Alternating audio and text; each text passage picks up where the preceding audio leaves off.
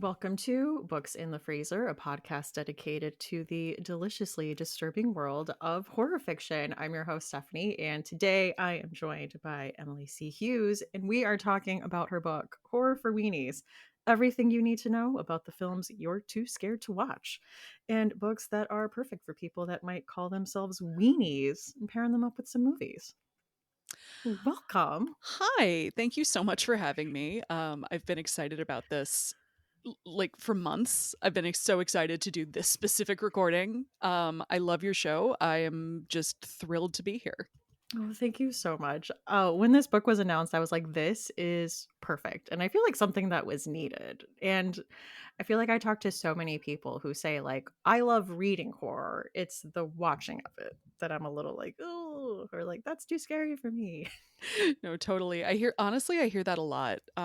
When I tell people about this book, the most common response is like, "Oh, I need that." To which, my reply is always, "That's pre-order. We count those." Okay, Jack Donaghy, I see you. Oh, man. Thank you for getting that reference. I think a lot of people don't. So I love 30 Rock. We just did like a full rewatch like a few weeks ago. We're on our Fresh Prince of Bel-Air streak right now, but yeah, we're doing Roseanne right now, but I've definitely watched I've watched 30 Rock start to end like at least 5 times. I love that. It's wild. Like there are just some jokes that kill me every time.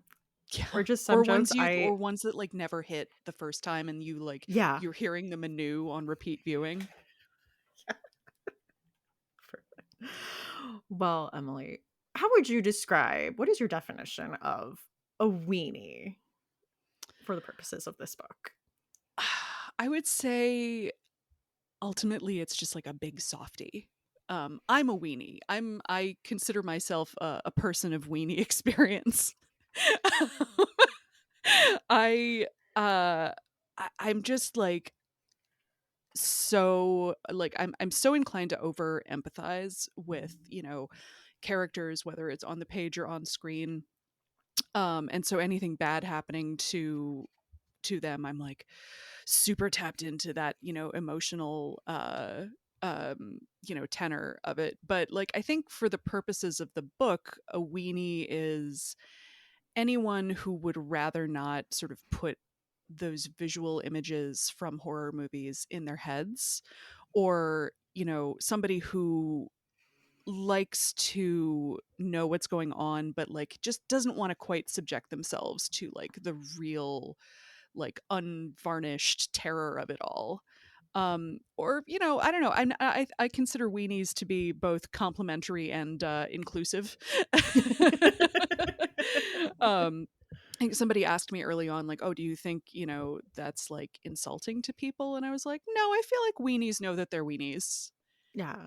Yeah, I think most of us grew out of that, like, "Oh, I don't like being scared, but I need to pretend that I do to like fit in." I do consider myself someone who came to horror movies through a love of horror fiction.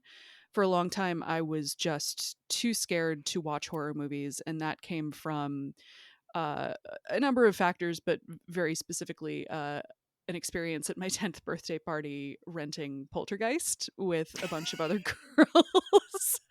And that was about as disastrous as you might expect. It's so for years and years and years after that, I was like, oh no, I just can't do it. I can't do it.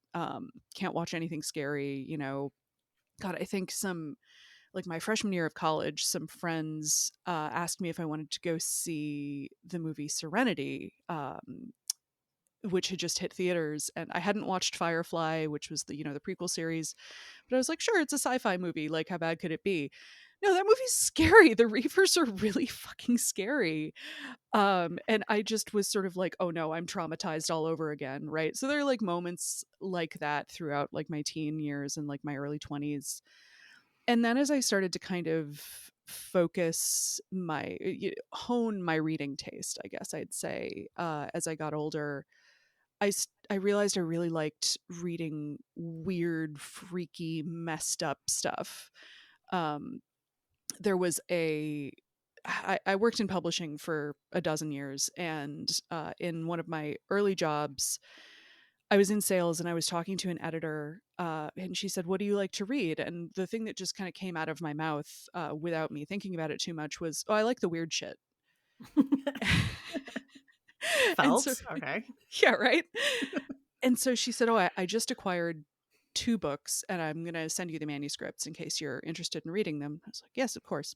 The first one was Tampa by Alyssa Nutting, which like is not a Dark. horror book, but it is incredibly dark. Have you read it?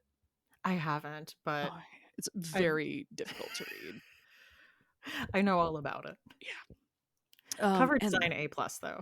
oh my god, yeah. And the on the first edition of the hardcovers, the jacket was flocked, so it was fuzzy, and it was so Ooh. off-putting to touch, which was just like a perfect marriage of like form and function. Yeah. But the second book she sent me was Josh Malerman's Bird Box, which she had just acquired, and it like blew the doors off my brain. I read it in an afternoon. I couldn't stop. I was so scared. I was telling all of my friends about it, and I was like, this book. And that kind of kicked things off for me as an adult. It's like, oh, I like reading horror. This is a Yeah. whole new world. And then, later on in my 20s, I was like, all right, I think it might be time to try movies again. And yeah, once I came to it with like a fresh pair of eyes, I was like, oh, I get this. I love this.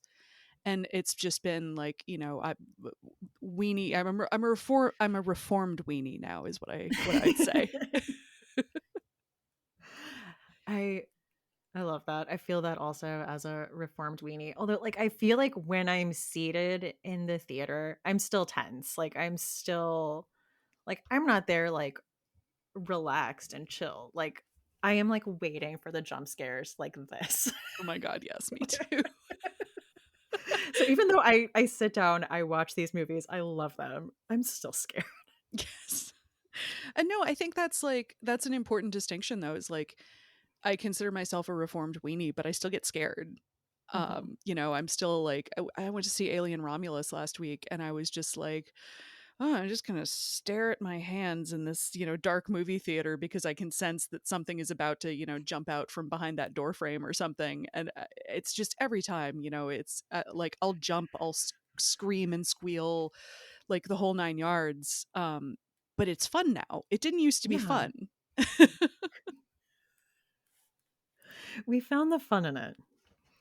Um, oh my gosh, I'm trying to think if my first, like, scarring experience with horror was watching the Tim Curry It miniseries. I feel like there was a lot of scenes Oh from that yeah. scarred me as a child. I mean, the opening, with Georgie, obviously, like, Yep. I avoided storm drains for, like, years. The Chinese food scene. But, my so, like, for those who don't know, back in the 90s, you just kind of had VHSs and, like, you would just people just had the most random VHS tapes at their house, and you would have, like, a weird relationship to, like, whatever random tapes you had at your house. My cousin had Nightmare on Elm Street 4, Oh my so god. I went into this not knowing any of the back lore, but just seeing so many of these, like, visual kills, and that movie is so odd with its dream logic that it's like No, that's so real that like my friend's, older brother had this VHS, and that's the only reason I know anything about the franchise. And like it was almost random. Like it was like, you would move into a house and there'd just be a set of like strange VHS yeah. on a shelf somewhere that like came with the house. And that was, I think, a real discovery tool for so many people. And like you're not watching things in a linear fashion when you do that, right? Like you said, you No. started with Nightmare 4, so you have no idea, but that like forms your whole opinion of the franchise. A girl in that movie has, like, an asthma attack, but in her dreams, it's like she's falling asleep at her desk in school, and Freddie says, like, "Let's suck face," and he, like, makes out with her, but is, like, sucking the air out of her lungs, and she just, like, dies of an asthma attack in the middle of school. I As a just child, I'm like, "I don't know what to do with this." No, of course. I didn't even know that was an option. Uh, Waiting till marriage, I guess.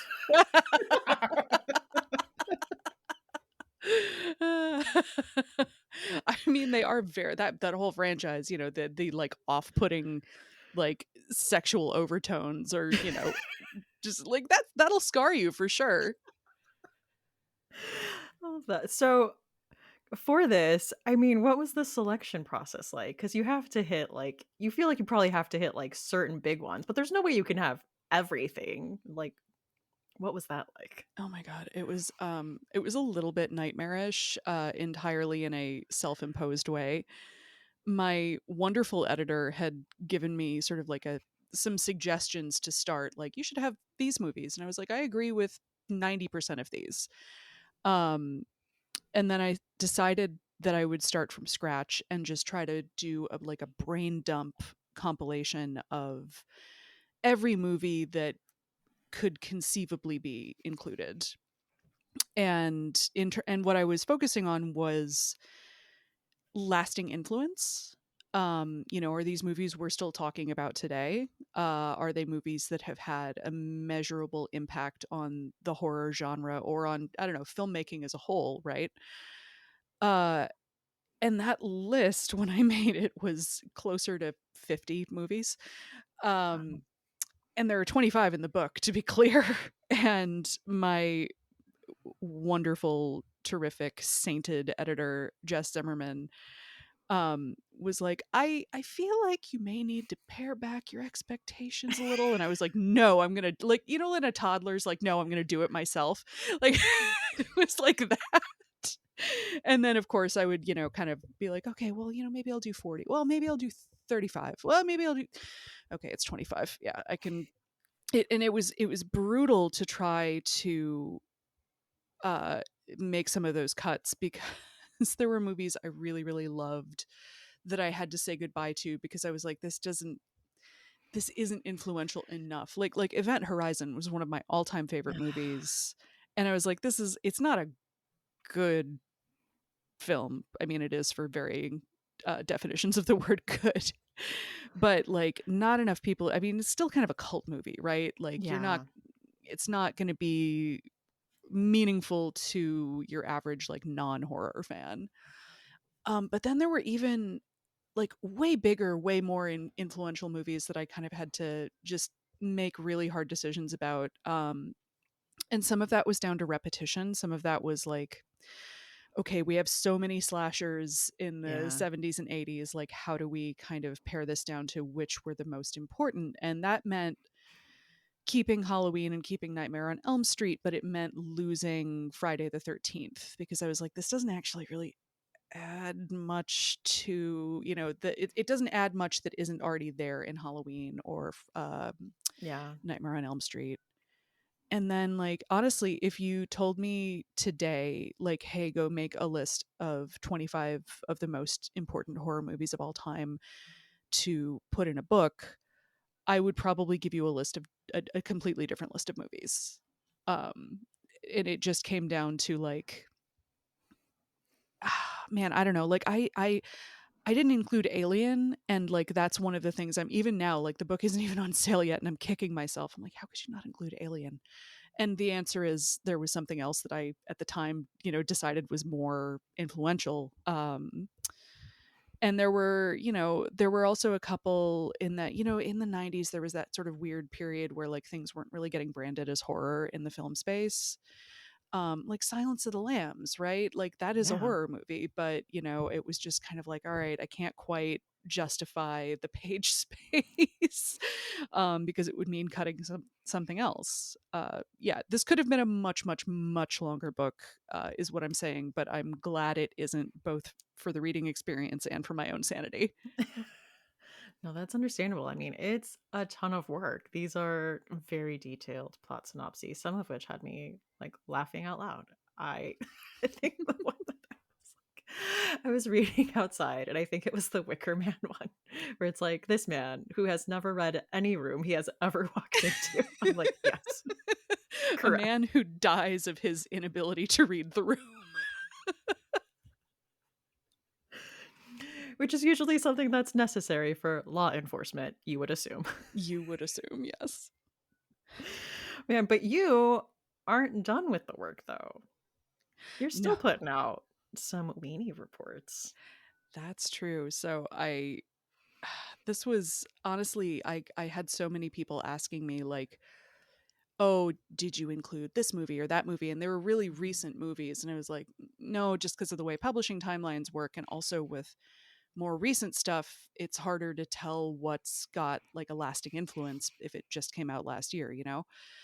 Um, so what I decided to do was start doing basically the same format of the entry for each movie in the book and just doing that on my website, readjumpscares.com. Uh, and so far I have three. I have Long Legs, I have Late Night with the Devil, and I have Alien Romulus. And these are obviously very, very spoilery. Like, if you are going to see any of these movies, you want to remain unspoiled, I would not recommend reading them until after. Um, but if you absolutely know that, say, Alien Romulus is not for you, then I have great news for you. If you are somebody who just like medically needs to know what happens, yeah, and that's something I'm planning on continuing. I think I'm going to try to see Oddity this weekend and do one on that because that one's getting a lot of great buzz. Mm-hmm. Um, Blink Twice, Cuckoo. As soon as I can actually like, it's not screening anywhere around me, which is one of the obnoxious things about living somewhere more rural. Um, but yeah, I mean that's something I'm planning on continuing at least through the fall as we get into like the horror high season. Ooh, well, that's awesome. And I mean, even for people who have seen it, like I love after I've watched a movie, I will read the like weenie report on it. Like I finished like Late Night with the Devil. I'm like, I gotta read the write up on this. I also just love like a recap. I love like a Yes. recap podcast. I love a recap like blog post. And you get like reading suggestions at the end of it too. Yes. Yeah. Yeah. No, thank you for pointing that out as if it's not like that's why we're recording this. In both the book and the Weenie reports, there are recommended novels to read in case you're someone who can read horror but not watch it. And those are usually there, three selections per movie. Plus, if the movie is based on a book, I'll include that too, of course. Um, and those selections are readalikes are something I take very, very seriously in a way that I don't know that it's necessarily merited, but like I'm like, no, if I'm going to do it, I'm going to do it right. I understand putting pressure on yourself to like get the right read alike or have to like well, you don't like spend a lot of time justifying your choices. But Well, I do. I spend a ton of time justifying them to myself, yeah. and then I'm usually like, Emily, nobody Yeah. like who's just like reading this in passing is going to care about like why They're you gonna write included a this. letter to your editor and be like, I disagree with the one read alike that was picked for this movie. Please do that. She will laugh and laugh and laugh. It will be wonderful. um, yeah, I mean the selections are mostly based. I mean, they're based on vibes ultimately, but like there's an element of okay, this is tonally similar, or this is thematically similar, or this just makes you feel the same way that the movie Yeah. does. So sometimes it is a little hard to justify, and in a way that's more articulate than just listen to me. I know what I'm talking about. Yeah. And I think Yeah. you know exactly what I'm talking about. I do. Well, I spend a lot of time being like, well, like it's this part of the book, or it's this vibe, and it's because of this little plot line. And I mean, I will be doing some of that in this episode where I'm like, okay, you have to hear me out because um I would expect nothing less. from Rita like episodes. But you also have a playlist I for do. I horror for do. weenies. Yeah, I love to make a playlist more than like anything else. So I was very excited that like, oh my god, if I'm going on books in the freezer, that means I can pick a Final Girl song. Oh my god. I had like I like went through like five or six options. Like obviously we'll get to that later, but I really had to like work through it myself to be like, what's the song? Right? You have to listen to it and then you have to say like, "Can I picture the scene? What is the scene? Are these Yeah. the vibes?" Yep. Yep. Is the feeling right? But yeah, I mean, the playlist for Horror for Weenies is a lot of, it's a lot of just like fun music that I like that references, horror, has that kind of tone. But I love your music read alike episodes so much. Thank Particularly you. on a drive recently, I was listening to the one with Rachel Harrison and Agatha Andrews, and just like going like I was like talking back to you guys in the car. It was one of those. I was like, "Oh, and this song would be perfect too." So I just felt like I needed to mention the playlist, which I made entirely for, just because I wanted to. I love those though. I love checking out book playlists. Yeah. It's always a lot of fun. You know who does really great ones is CJ Lead has great Yeah. music for her books. To check hers out. I think I saw her Mayfly one because it was a lot of like novelty Halloween songs, Yes. which is Very important to the relevant. book. Yes. But I still need to check out her American Rapture one. Yeah. Oh god, I love that book. I do too. Absurdly good. Absurdly good. Yeah. I mean, well, we might talk about it later. I was in tears. Like, it's like, Oh, what is this? oh my god, yeah. The last 50 pages I was just crying, reading and crying and crying and reading. Oh, so good. All right. Well, should we give some movies the weenie treatment? I would love nothing more. Perfect. All right. Well, what are we starting out with? So I thought it made sense to start out with a movie that's in horror for weenies, and just kind of run through the read-alikes that I selected, just to kind of give like a grounding in like, okay, Mhm. this is how I'm doing this in the book, and then we can we'll go on to movies that are not in the book, which we've both picked some read-alikes for. But the movie I picked from the book is 28 Days Later, from 2002, which I'm sure many of you have seen if you're horror reviewers. It is Danny Boyle's zombie masterpiece, set in a post apocalyptic England, with a group of survivors, including, a man who's woken up from a coma and missed the apocalypse entirely, a cab driver and his daughter, a hardened survivor, and they're making their way towards what they hope will be a base that can provide them some safety up in the north of the country. And of course, it's a road trip movie, as much as it is anything else. And 28 Days Later was incredibly influential on the, pardon my pun, reanimation of the zombie genre in the early 2000s, and kind of led directly to uh, the wild popularity of things like The Walking Dead. And it's a great movie. It holds up really, really well. And also, they're making a third one finally, which I'm super excited about. Are they really? This is news to Yes. me. Yeah, yeah, yeah. They're doing, I can't remember if it's 28 months later or 28 years later. I can't I remember, was just but about it's to one. ask. Yeah. My husband, who, is, who is a very funny man, had said at some point, they should do a 28 months later should obviously be the third movie, but then they should do a fourth movie 28 years later that's just a romantic comedy with like a passing mention of, oh yeah, you remember 30 years ago when that like zombie thing happened? And to make it a full circle thing, starring Sandra Bullock. Yes. Oh my god, perfect. 'Cause Yes. she starred in a movie called 28 Days, which was about her going to rehab. Just like kind of like a I'm trying to think, was it marketed as like it wasn't a rom-com, but it was like kind of like a dark comedy. Yeah, it was not it was tonally very strange. Yeah, because I'm like, "That can't be right." It wasn't like a rom-com about rehab, but I'm like, I can't recall the marketing around that. Right, but like it's our girl Sandy, and that was her rom-com era. That's true. And it did give us that joke in The Office. Oh, I never watched The Office. I'm so Ah, it's sorry. okay. Um, but There's a joke where Pam is talking to Jim and she's saying like, "And I saw these zombies and I just like I kept waiting for Sandra Bullock to show up." And he said, "I can't believe you confused 28 days with 28 days later." No, that's perfect. That's perfect. Oh my god.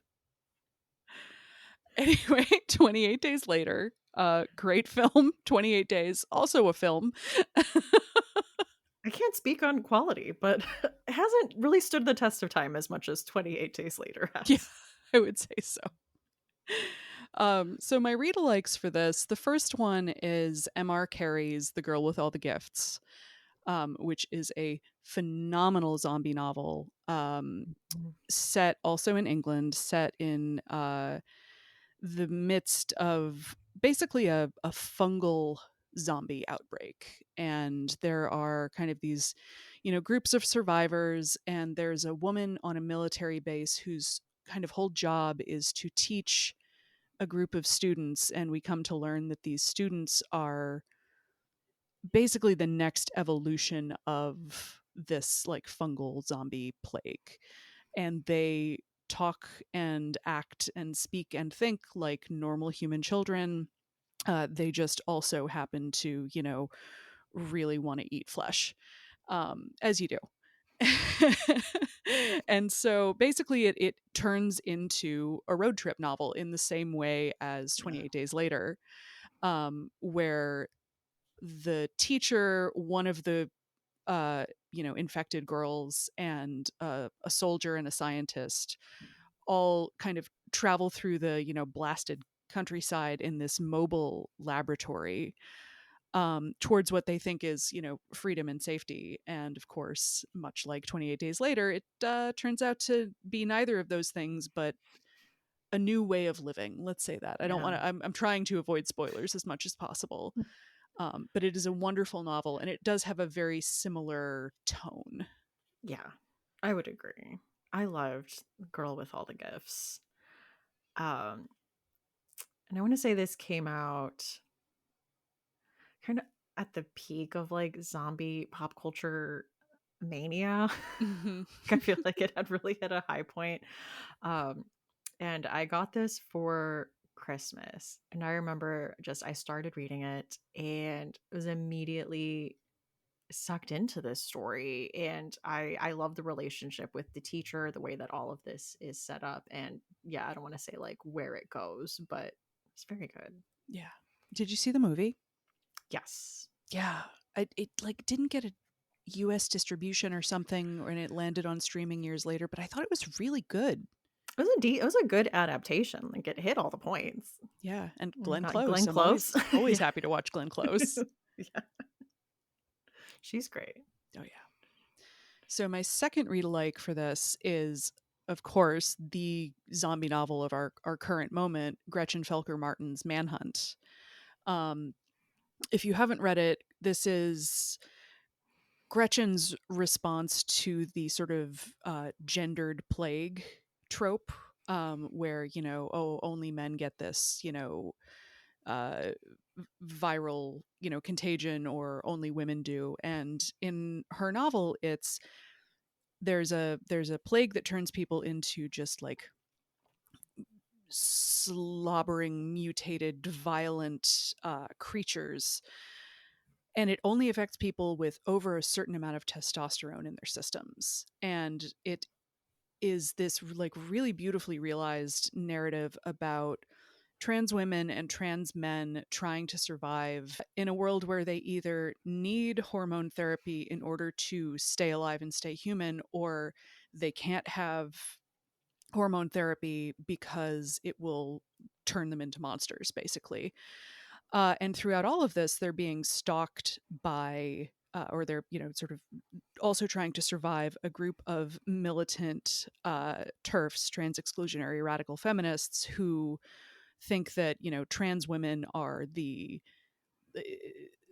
like the sleeper cell of the enemy, basically. And it's violent, and it's heartbreaking, and it's messy, and it's queer, and it's beautiful, and it's, in my opinion, it is like the crowning achievement of the zombie genre in the last decade and a half at least. I haven't read this one. I do have Cuckoo on my radar though. It sounds really good. Oh my god, yes. But when you mentioned that we did have a few of those like gendered plague stories, I was like, oh yeah, we did. We did have like a few that Hmm. came out. I never really got into those, but I was like, oh yeah, that was like a thing we did for a while. Yeah. Well, I don't think it was, I don't think it was a trope with like anything particularly new to say until Manhunt.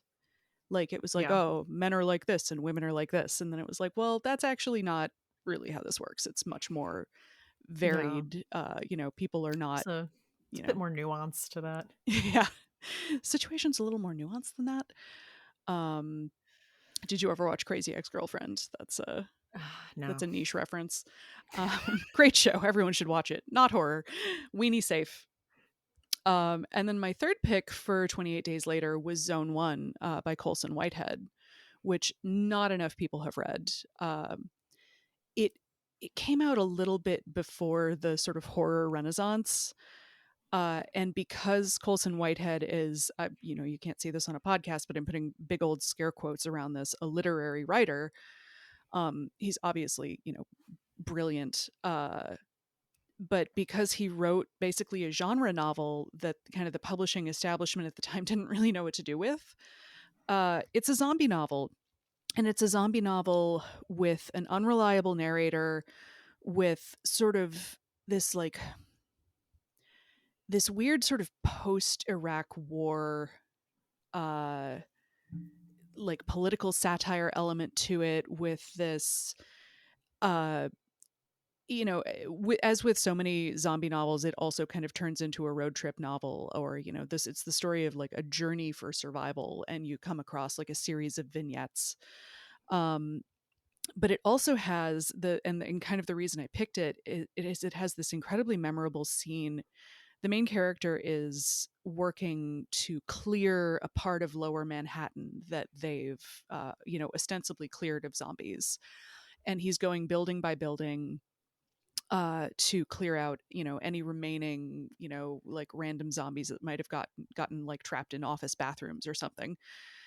And there's a scene where he and some of his fellow workers go down into the subway tunnels to see if to just kind of just see if they can clear them out or make them safe for like getting over to Brooklyn or anything like that. And it is one of the most terrifying pieces of fiction I've ever read, because obviously everything goes horribly, horribly wrong. And makes me think very much of the scene in 28 Days Later where they're trying to get out of London, and the cab driver, played by the wonderful Brendan Gleeson, is like, yeah, we're gonna take that tunnel, it's the fastest way. And they're all like, I don't know if we should go in a tunnel. And of course they should not go in a tunnel, but it's similarly claustrophobic and terrifying and incredibly tense. Those are all great read-alikes. I was trying to think if I would have anything to add. Honestly, it would just kind of be like, I don't know, the stand and swan song, Hell we yeah. all know. But yeah, like a pandemic, group of survivors, road trip. And I think Swan Song has the similarity where it's like you think you get somewhere safe, but it's being run by not so great people who have taken advantage of this situation, people that maybe should not have power. Oh, and that's very much part of why I picked Manhunt too. Is that specific Hmm. element is very present in Manhunt. All right. Well, what's our next movie getting the weenie treatment? So I wanted to do some more recent movies. So all of the other ones I picked are from this year or last year. The first one is Talk to Me, which came out in 2023. Which, have you seen it? Yes, Oh my I god, loved this one. me too. It's so scary. It is very scary. I I watched this at home with my husband and one of our friends, and we paused it about halfway through so my husband could go like take dinner out of the oven. And I was like, well, while you're doing that, I'm going to go downstairs to the basement and put the laundry in the dryer. And while in the basement, I had just such a complete like just moment of abject terror. I was like, I'm way too activated by this movie. I am terrified. I'm in the basement by myself. Oh my god. Which is not an experience I would recommend. But I love this movie. Spoken like a reformed weenie. Yeah. Yes. So basically, for anyone who hasn't seen it, this movie is about a group of teenagers basically who discover this. It's a like a model of a hand, and if you hold on to it and there's a little ritual, the whole 9 yards, basically you can become possessed for a short time by holding this hand, and it functions like a high, like a drug. And it becomes this like kind of it's a party drug, but it's also like entertainment for everyone else who's watching. And there's this particular like isolating loneliness of, hey, I'm possessed and this is not actually fun, this is like horrifying, this is a bad trip, but everyone around you, nobody's helping, they're all pulling out their phones and they're filming, right? Because it's funny, it's content. um and that element is has really stayed with me. It's like, oh, you're alone in a crowd, right? And I kind of feel like, so my first my pick for this was Come Closer by Sarah Gran, which is sort of like the crowning, in my opinion, which is correct, but it's still my opinion, the crowning possession novel of like this century. um which is, it's a very closely told story about a woman who starts to believe that she's possessed, and she starts trying to figure out, okay, can I, she ends up taking like a quiz in a book about like how to tell if you're possessed. um and she, it sort of splits her and isolates her away from everyone else in her life, and that was kind of what I was responding to there. Is that like creeping isolation of like, oh god, I'm like alone and I'm the only person who can like fight this or give into it, and it's like nobody's coming to save you, basically. God, I love Come Closer. It is, she does so much with like a novella length. Yeah, oh, it's like so trim. There's not an ounce of fat on that Yeah. book. For this one, I picked Clay McLeod Chapman, like King of Grief Horror. Yes. Uh, his latest novelette, Stay on the Line, which was published through Shortwave. But this is about a town in Virginia that was hit by a hurricane, and you are following the point of view of a grieving widow. And the novel starts out, and also it's told in second person, and she's talking to her deceased husband, which kills me as just a device. Mm-hmm. Um, but there's a like defunct phone booth that's still standing after all this wreckage, and she's like irrationally angry at this phone booth for still being here despite like the devastation it caused and like all these lives that were lost. But there's like an older woman one day that she sees in the phone booth, like picking up the phone and talking, and it she tells them that she was talking to her deceased husband, and it becomes like people start to spread the word that like if you pick up this phone you can hear your deceased loved ones on the other line, and when our narrator does go and check it out, she does hear his voice. And that's also an element of Talk to Me, is that the main like protagonist we're following, she's recently lost her mom. um she's still, I don't know if in denial or unsure of the details surrounding her passing, and she has this need for closure, and she thinks she sees her mom, and so she keeps exposing herself to this hand and wanting to do it over and over again, and just becoming obsessed with this idea of like getting to talk to her and feeling this connection. Yeah, it's so like I'm getting a little choked up even just like thinking about Yeah. it. But it's before you picked Stay on the Line, I was thinking, oh, Ghost Eaters, which of Which is course is, also perfect. yeah, Clay is just so good at this, man. But yeah, that sort of compulsive need to like, of course, if you if you could do something that would let you see your lost loved one again, wouldn't you do anything? Like, well, of course Yeah. you would, right? And then like this kind of object lesson of like what a terrible that idea that is. And actually, so with Stay on the Line, do you know where that like inspiration came from? No. There's a phone booth in northern Japan. Okay.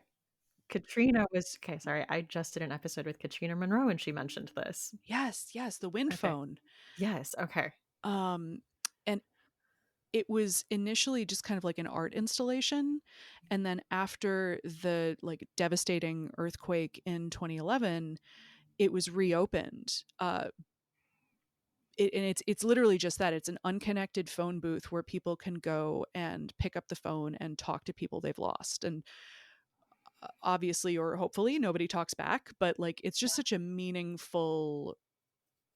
I don't know. It's just such a meaningful idea to me, and I think that turning it into like a horror story about grief is just perfect. And I'm, as always, I am annoyed about how good Clay is at this. There's simply no one better. Well, Ghost Eaters would have also been a perfect read alike because it also has that kind of drug addiction angle, like Mm-hmm. becoming addicted to this high of this possibility. Yeah, Get Haunted. Mm-hmm.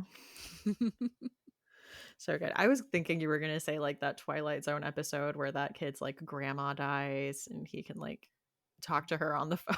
Oh yeah, I'd completely forgotten about that, but good call.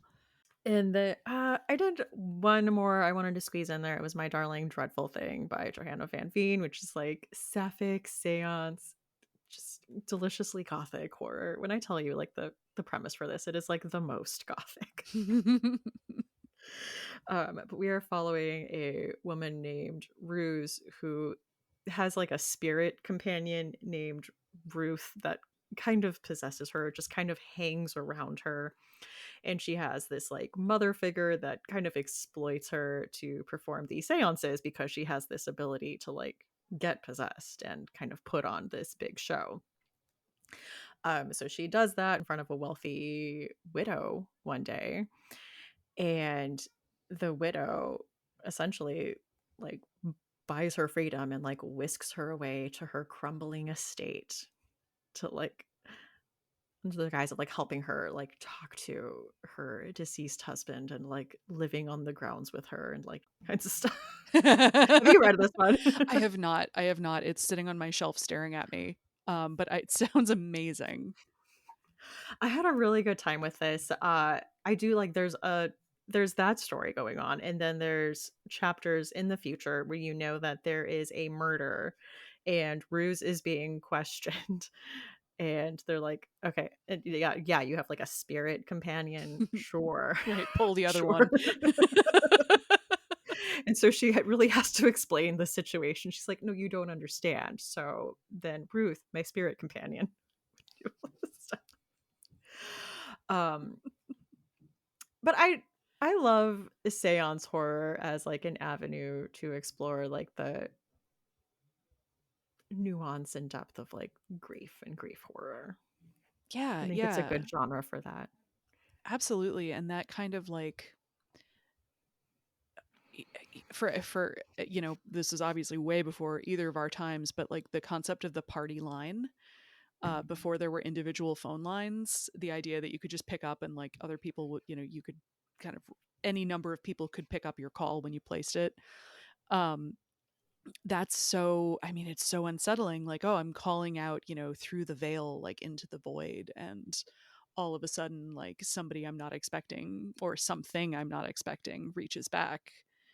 And like that's, Yeah. I mean, that also happens in Poltergeist too, which as we were talking, as I was mentioning earlier, is one of the movies that scarred me as a child. But that's one of those where like you're like, oh, okay, I understand why I'm interested in this as an adult.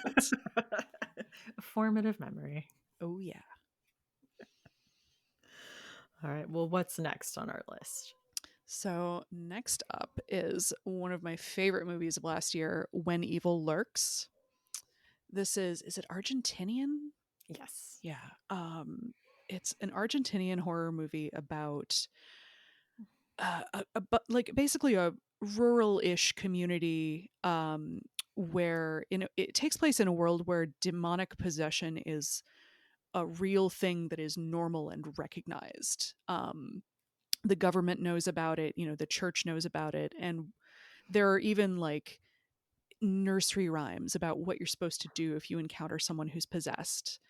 Um, and so this community, they realize that there's someone who's like very severely possessed, and they go to call an exorcist from the government, a normal thing. Um, As one and does. he gets killed on the way to town. And so the townspeople decide that they can handle this themselves. They're not going to wait, months and months for another exorcist to be sent. And of course, that is the worst possible thing they could have done. And this is also what I love about this movie is it's got this vision of possession that kind of functions like pregnancy. Like the thing that is possessing you is almost a parasite. It's Yeah. using you to like grow stronger and stronger until it is birthed. Um, and it has some of the just most like flat out upsetting set pieces I've ever seen in a movie. It's tremendous. It is very much not for weenies. Oh no. I loved this one. Um, I I think when I filled out my ballot for the like Chainsaw Awards, they ask you like your favorite kill, and it was one from this movie, Which one? the dog, Oh my god, yes, the dog. Icky and the Yeah. dog. Are not expecting. It's okay. As a horror fan, like you are expecting it. They lay out the things like the dog sniffed the clothes. The dog, like they're Mhm. showing the dog a lot, and then you see the dog right next to this little girl. Their faces are like 2 inches apart, and he grabs her face, and you see like him go under the table and shake her like a rag doll. I mean, it is like it's very clearly like a doll. Yeah, but still, like the It's effect is upsetting. it's very upsetting. Yeah, if you're someone who has a tough time with like children in peril, this is very much not for A you. lot of kids. Yeah, a lot of them.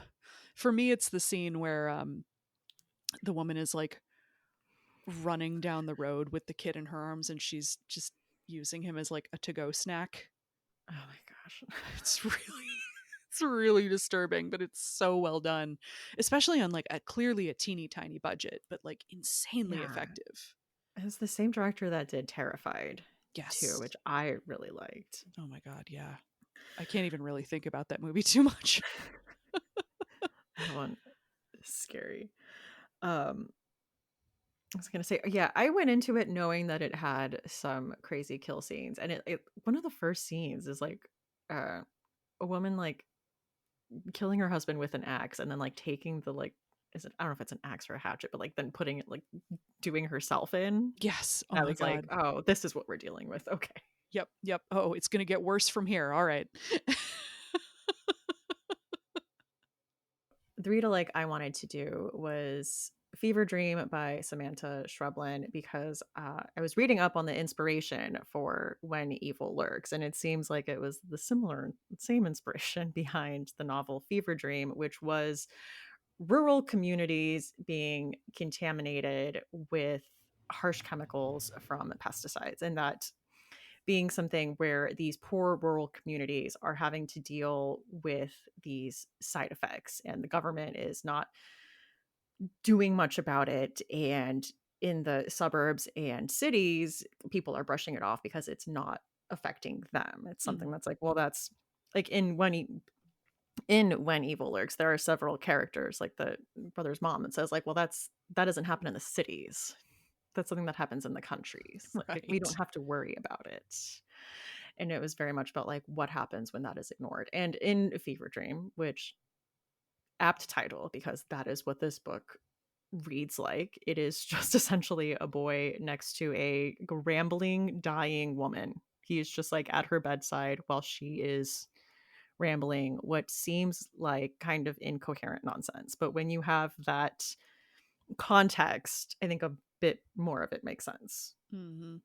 And there's that real like power dynamic, like weird power dynamic they have where like the kid is lucid and in control, and like you're Yes. not really sure what that book really messed me up.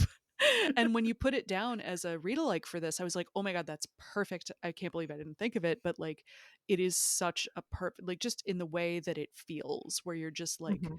you're dropped into this setting and given no real explanation, and you just got to go with it. Yeah. Well, and the world building and when evil lurks, that it's like this is a post-religious society, and where you meet like a woman who's like essentially like a professional like demon hunter. You're like, Yes. where's your movie? Like, what is this? Right. Where's Give your me like that Pope's spinoff. exorcist spinoff?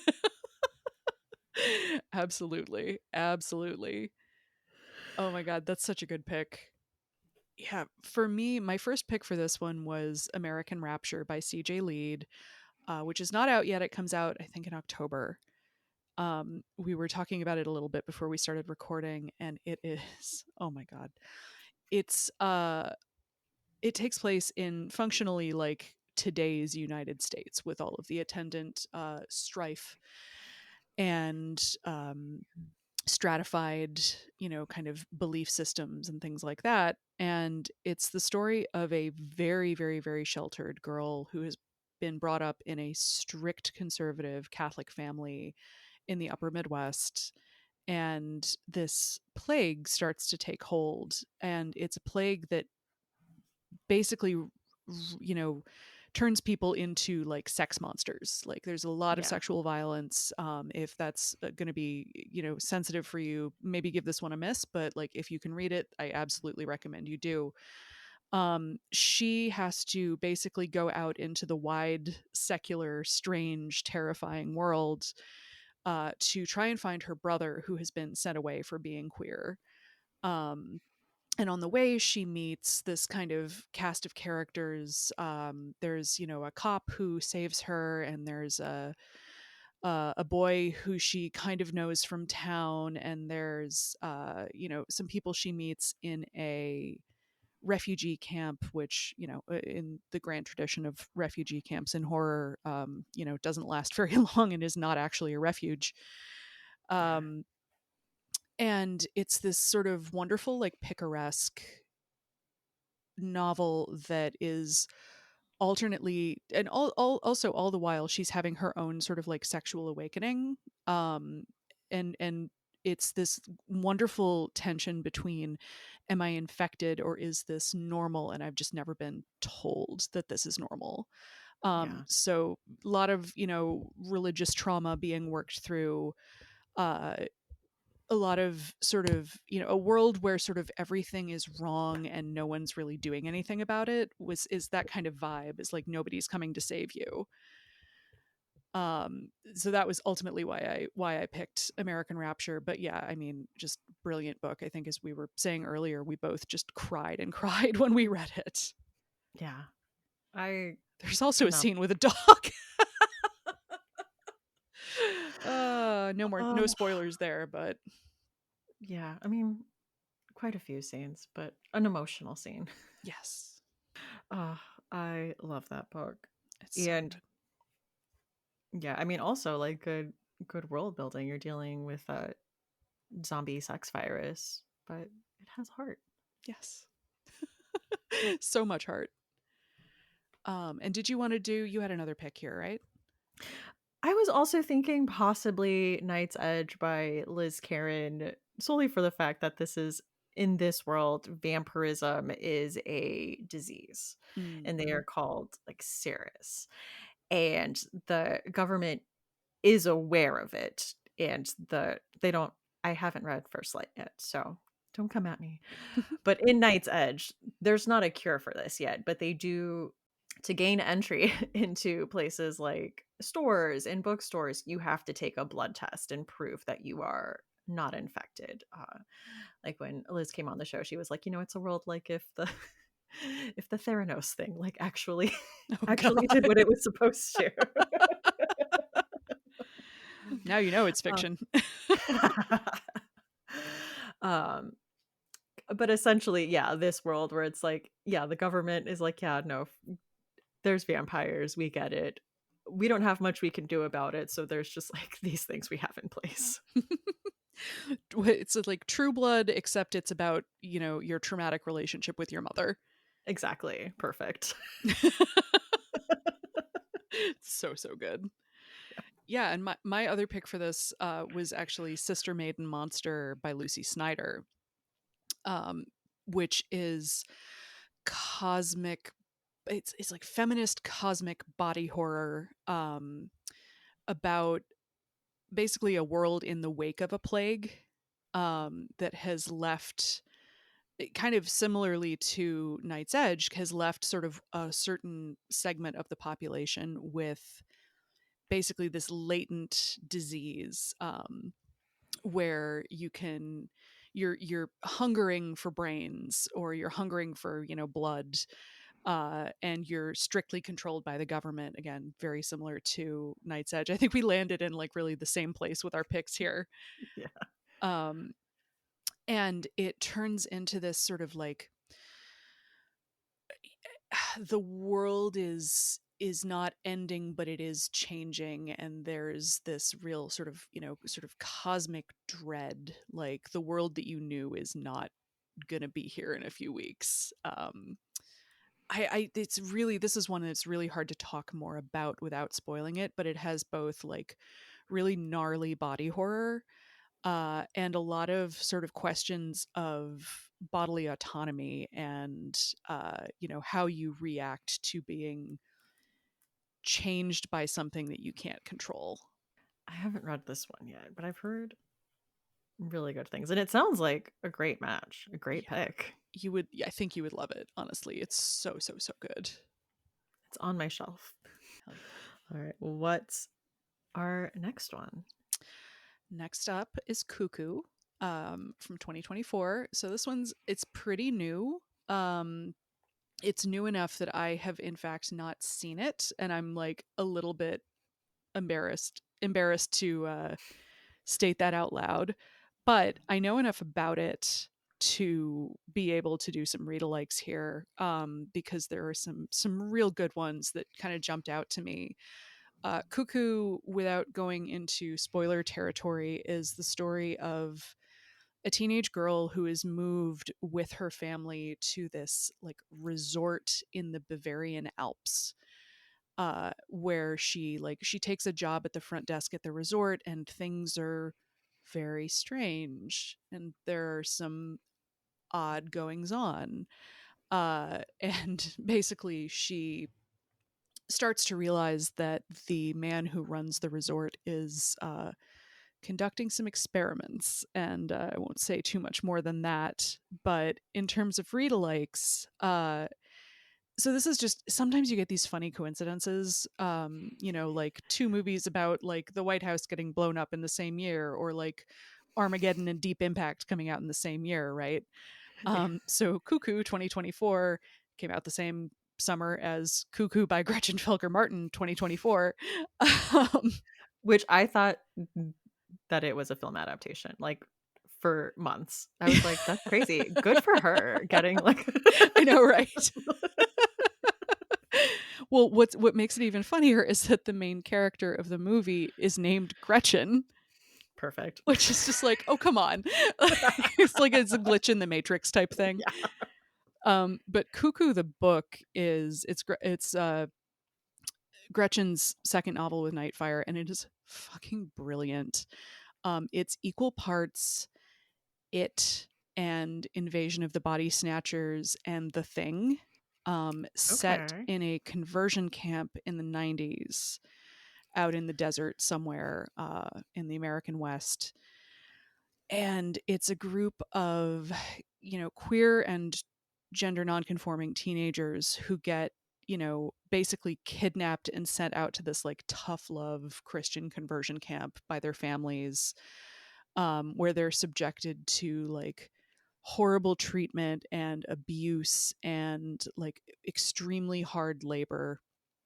And they realize that, this conversion camp has something very strange happening, and the quote unquote cured kids who are getting sent back to their families are not the same kids that got sent to the conversion camp in the first place. Mhm. So as with the movie, like a big clue is just the title, Cuckoo.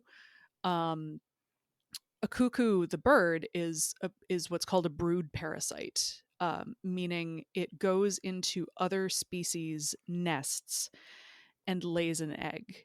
And when that egg hatches, it basically lets these other birds raise its babies. And the baby cuckoo will often kill the babies of whatever species is hosting it that are in the nest with it.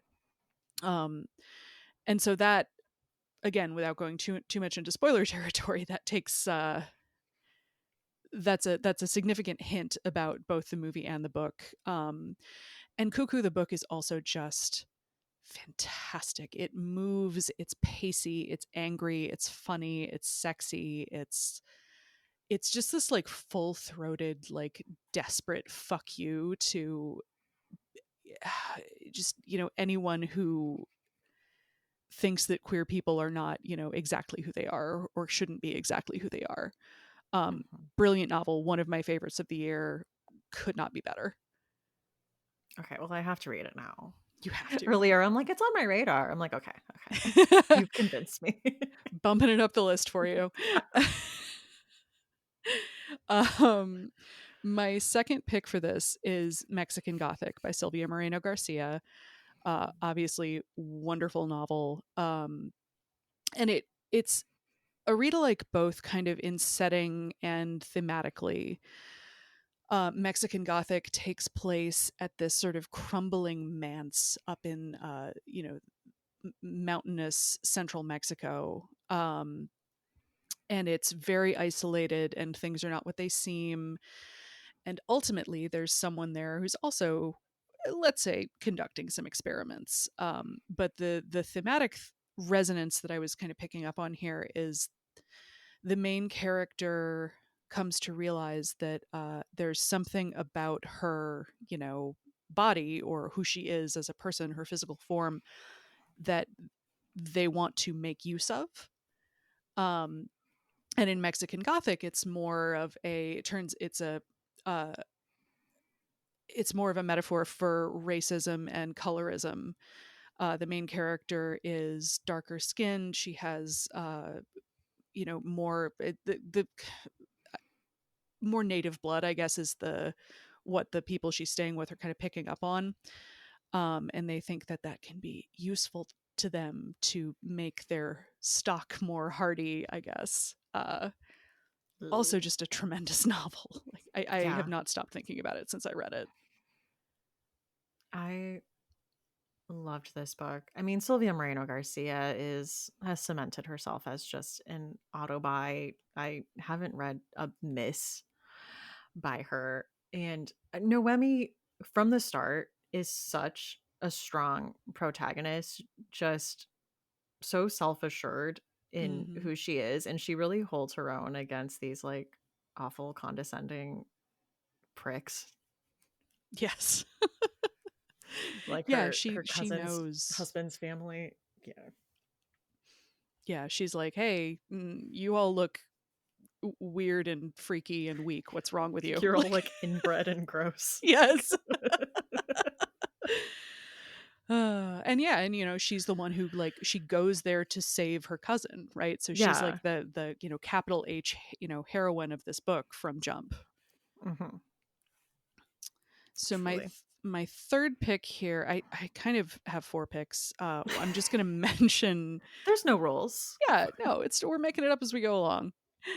Um, the first is The Midwich Cuckoos by John Wyndham, which is a novel from the late 50s, very influential, tremendously weird. I mean, it's one of those, there are certain older books where you go back and read them and you're like, yeah, yeah, I get it. This is kind of what I expect from a novel of this era. And then there are novels you go back and read and you're like, what the fuck were you on, man? Complimentary.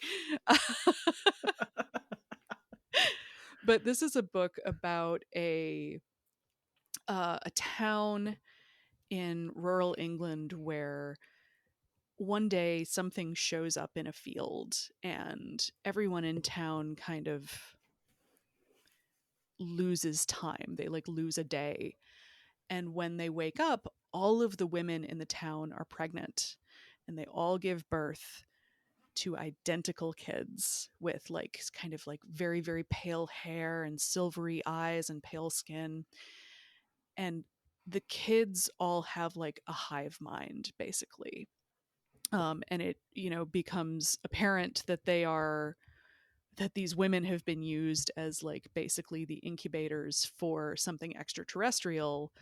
uh, and there are sort of spots, there are other places around the world where this has happened, where the locals have dealt with them and dealt with these children in various ways. And it's I know it's I mean it's transgressive to even talking about killing alien kids in a book from 1957 is still pretty, oh okay, you really went there, man. Yeah. um But then my last pick for this one is actually Leech by Hiron Ennis. This Did you read this? No, I think I Okay. have it on my shelf though. I mean, story of my life, Yeah. Um, this came out a couple years ago, and it's also it's partially the setting and partially the kind of gothic drama that led me to pick this one. It's the story of a hive mind parasite that controls sort of like a group of people and physicians, and they have this institute where they're kind of doing shadowy experiments. And the main character, who is part of the hive mind, starts to sort of separate and become his own individual and go like, oh, this is not normal or good. But it's also set up in like the far like northern mountainous reaches of sort of generally Europe-ish. um, but it has that same kind of like remote sort of mountain resort that you also find in did you see A Cure for Wellness? No, but I'm Oh my I'm god. familiar with it. Yeah, just that sort of like, oh, Mhm. it's a health spa up in the mountains and nothing weird has ever happened there. Oh, um so yeah, great novel. Again, to get too much into the plot of that one would be super spoilery, but it is like nothing else I've ever read. you're adding so many books to my immediate TBR. Pushing Good. them off my shelf into my hands, I guess. That's what I'm here for. Perfect. All right. And what's our last movie getting the weenie treatment? So our last movie is a movie I've now watched twice in the like few months since it came out, and I fucking love it. The First Omen. I do too. Okay. So good, right? Better than I was expecting it to be. Honestly, better than it had any right to be. Exactly. Oh my god. Like, it's hard to do, and especially, not to get too off topic, but like comparing and contrasting it with like Alien Romulus, which is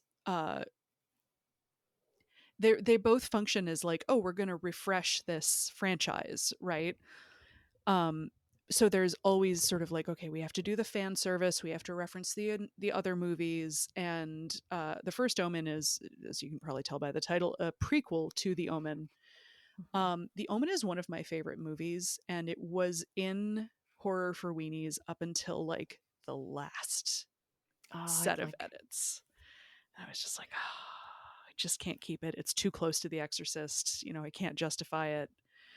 um but it is one of my all-time favorite movies. So I went in with a huge degree of skepticism to this Mhm. prequel, but I fucking loved it. Oh my god, just like way, as you said, way better than it had any right to be. It's the story of a young nun. She's a novitiate. She hasn't taken her orders yet. She's American. She goes to Rome to, sort of complete her uh, I don't know.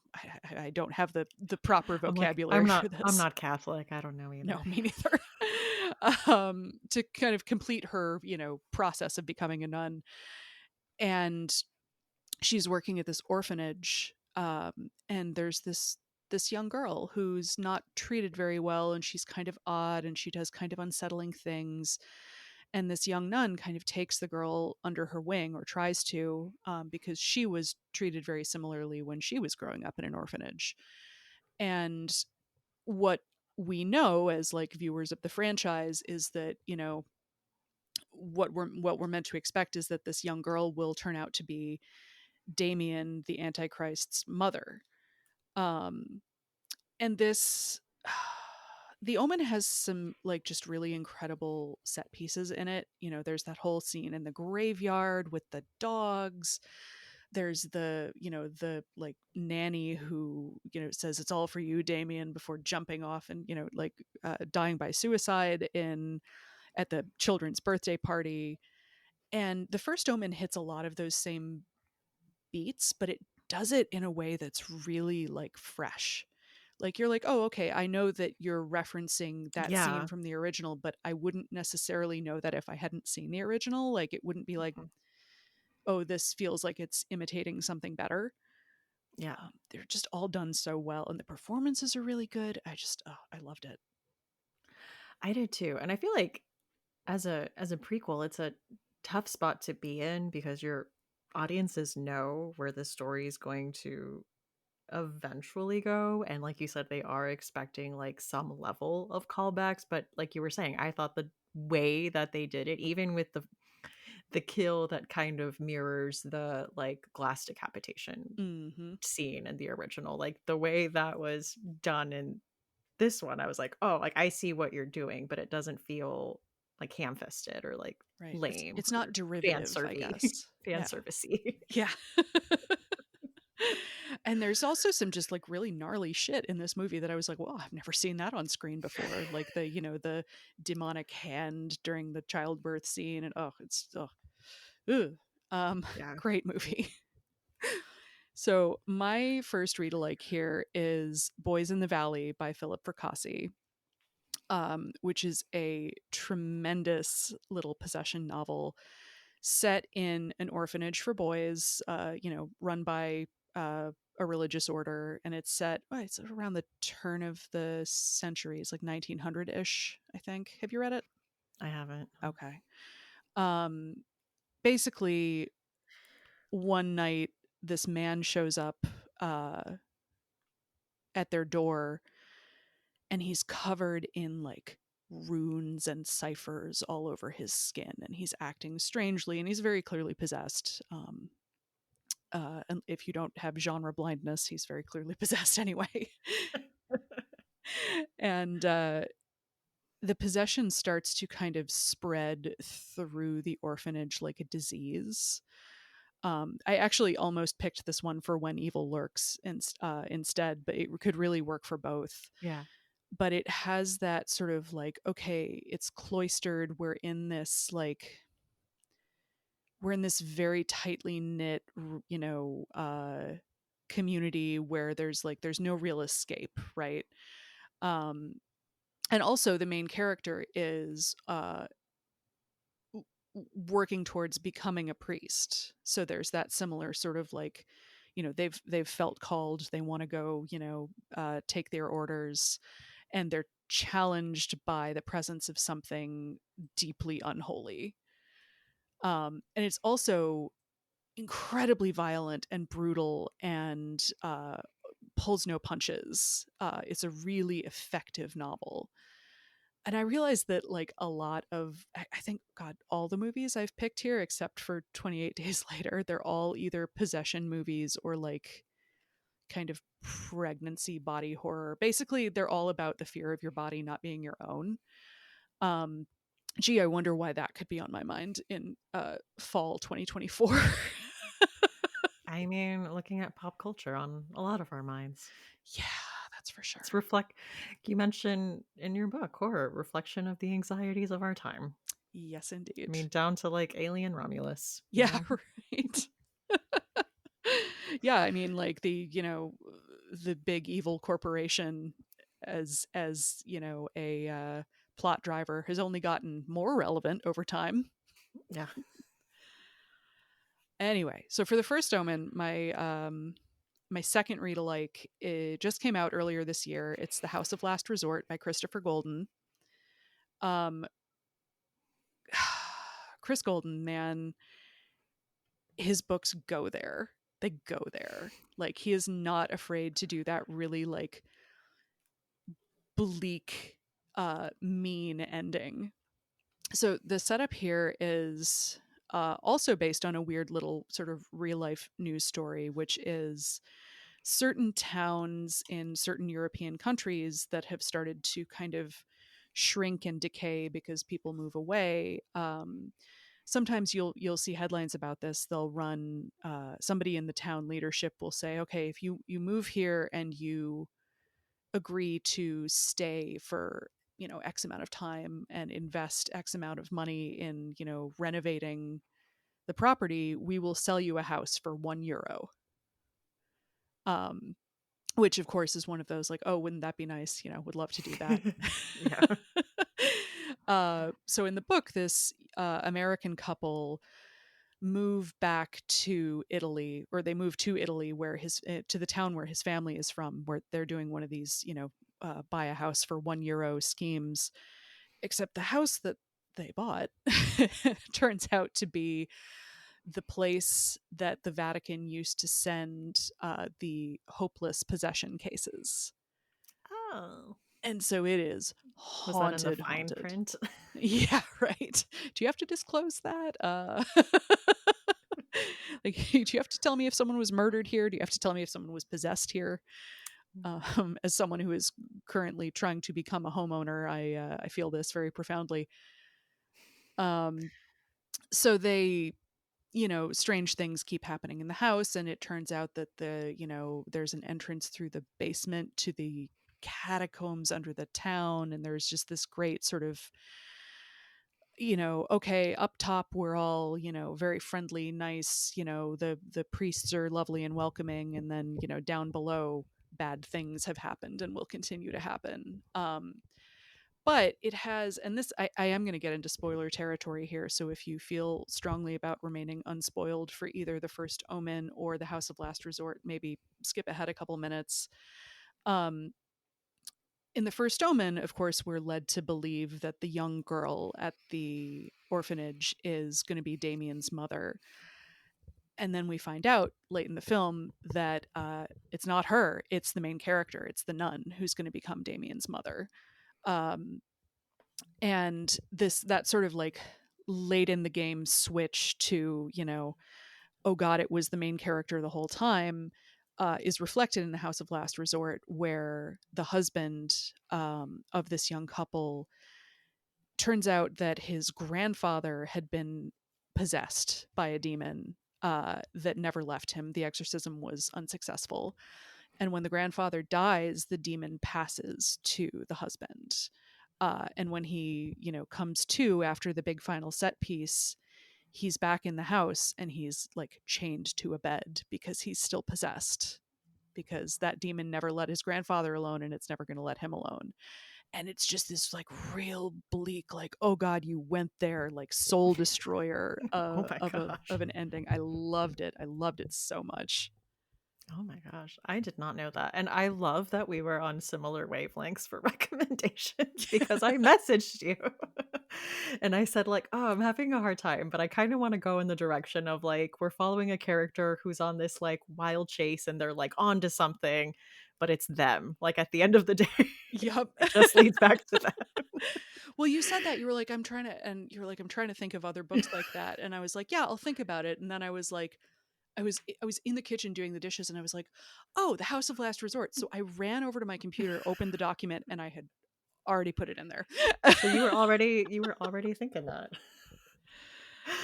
And I was like, like Angel Heart. Yeah, Um, yeah.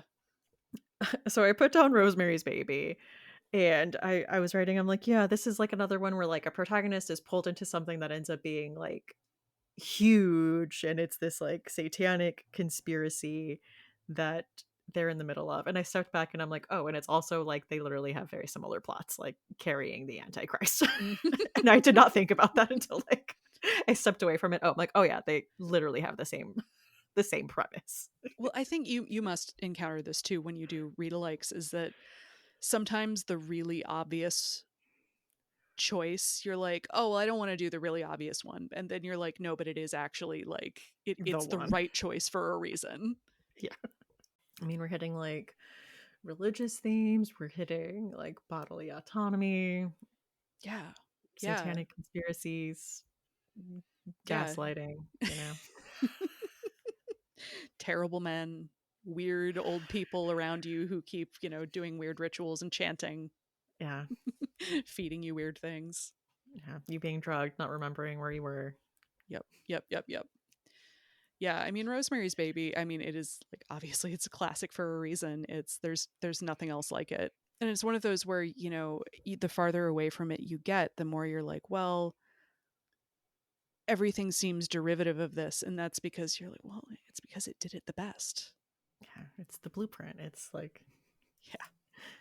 it's funny. Like when I first started reading horror fiction, I would read a lot of the like big novels from the 70s and I was like, oh, this is just so tropey. And I had to be like, well, that's because this is like where they're pulling from. Yes. This is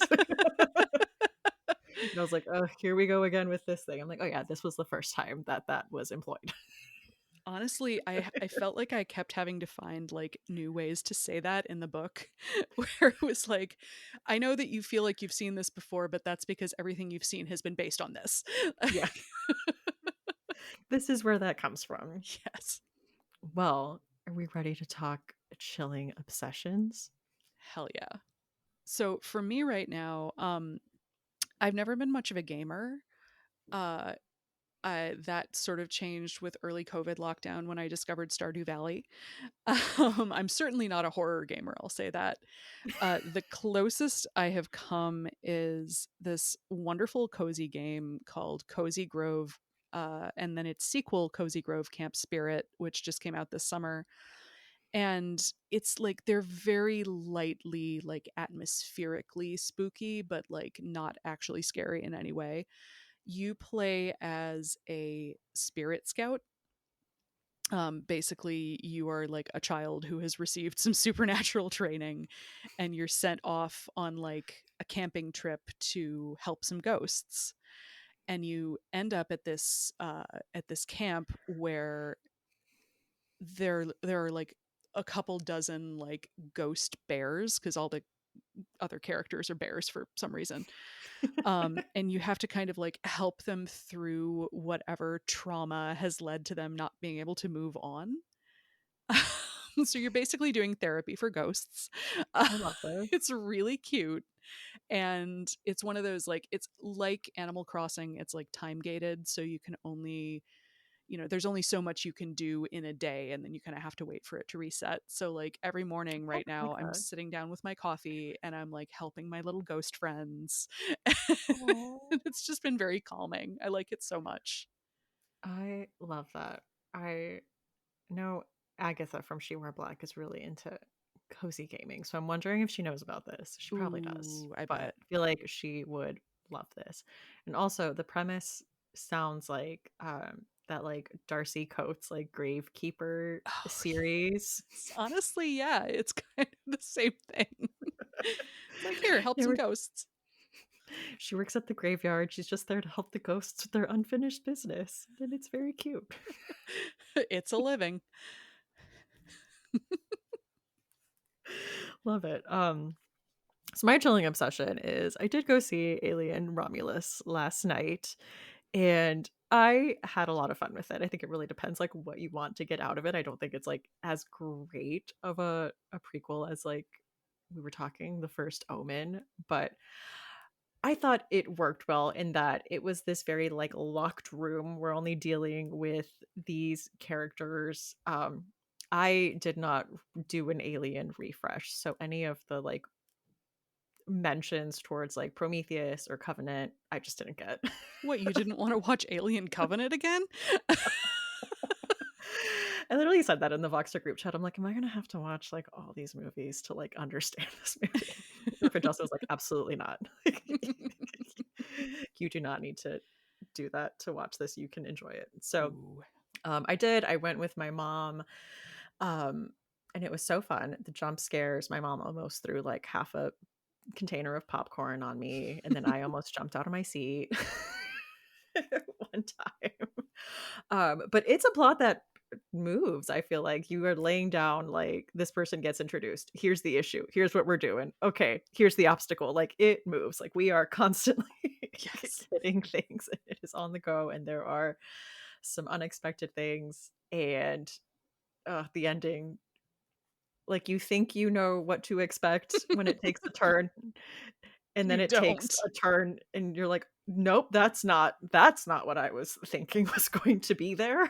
Literally anything other than that, yeah.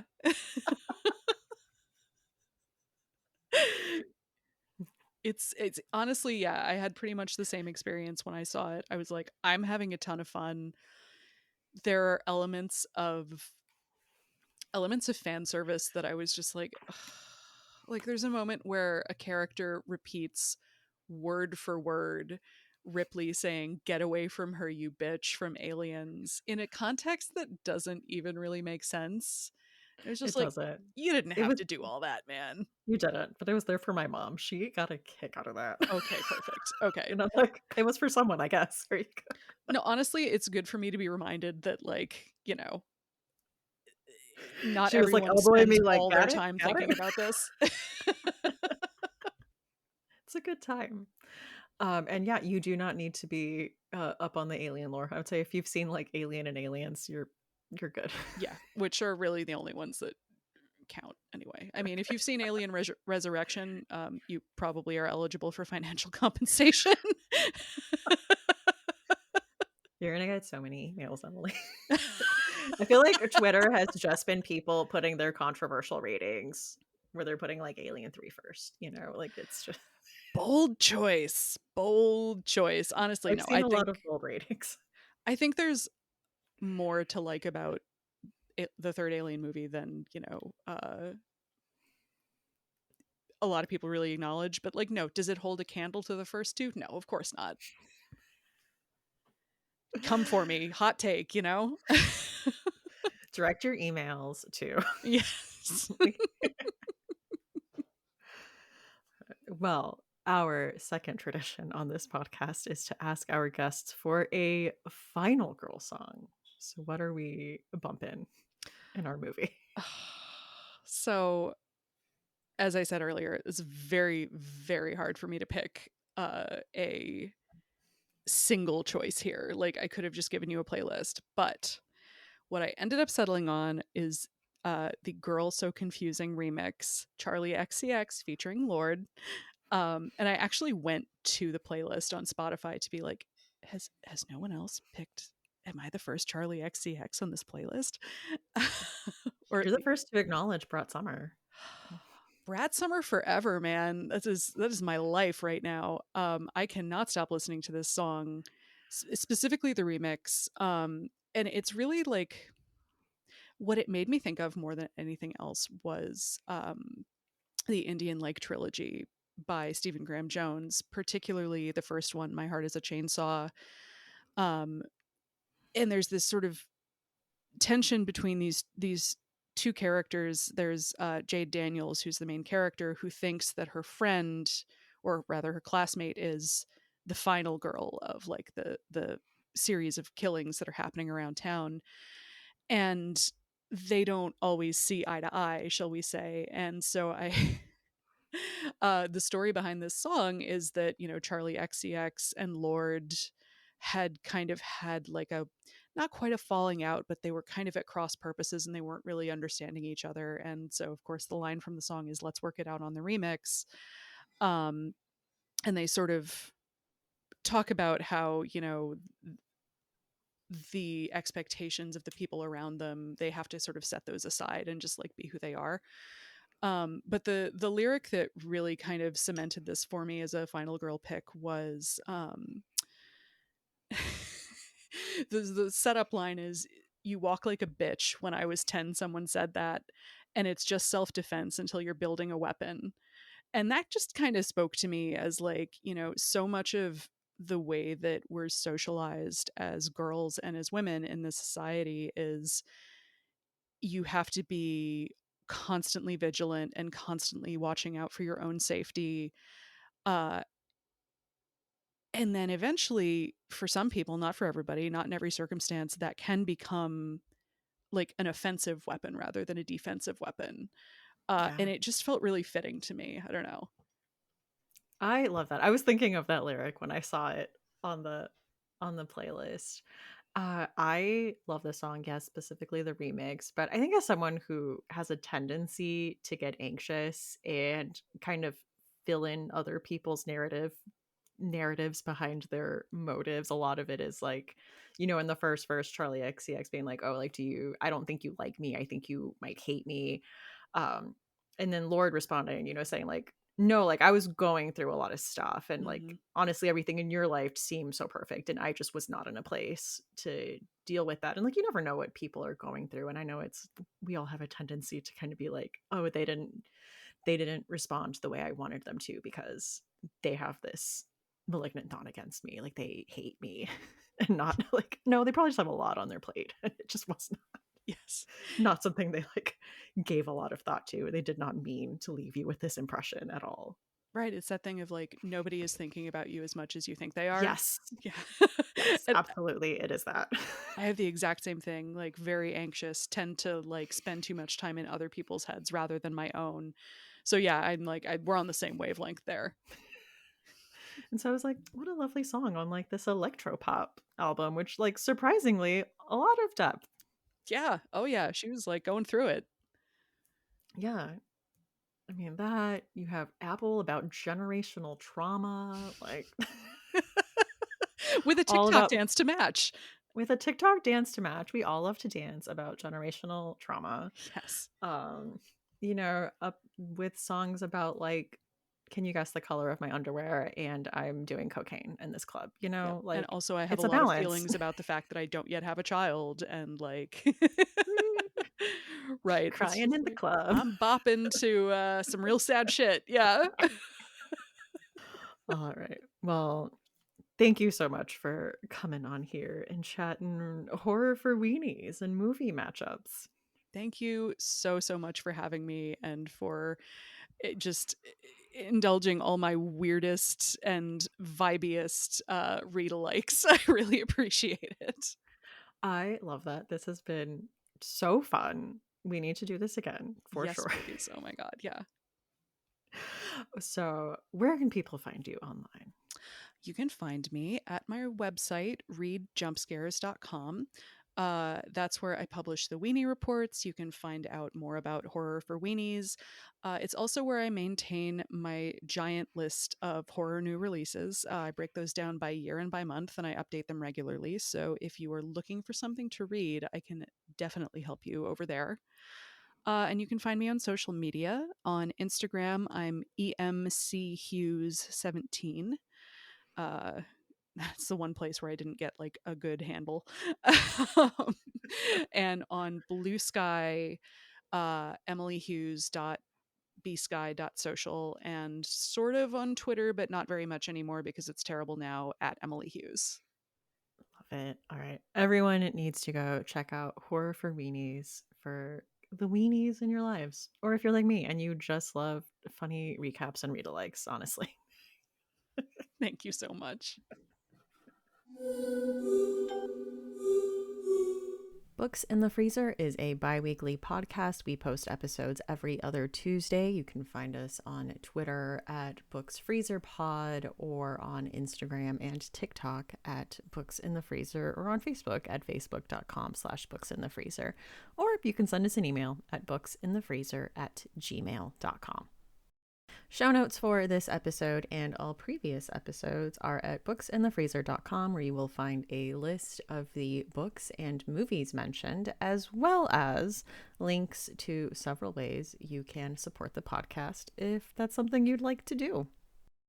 And you know what? There are actually quite a few ways to show your support for the podcast. And one of them is buying merch, because, hot tip, you know what fall's hottest item is going to be?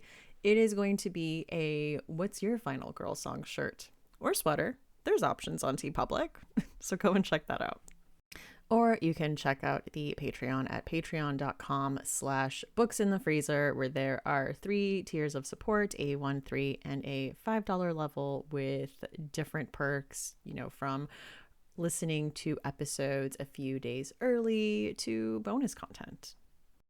A few weeks ago, I released an episode with Rachel Harrison for Patreon that was readalikes for Mitski songs, which was a ton of fun and I think enjoyable, even if you aren't a Mitski fan. And of course, you do not have to spend any money to show your support for the podcast. Something as simple as leaving a few nice words on something like Apple Podcasts or rating on Spotify are huge and very helpful to small indie shows like this. They help us gain visibility and rank higher. I'm going to be honest, I don't really understand how it all works, but I do know that reviews help a lot. So thank you so much to those of you who have already done that. I have been your host, Stephanie Ganya. Thank you so much for listening, and I hope to see you next time on Books in the Freezer.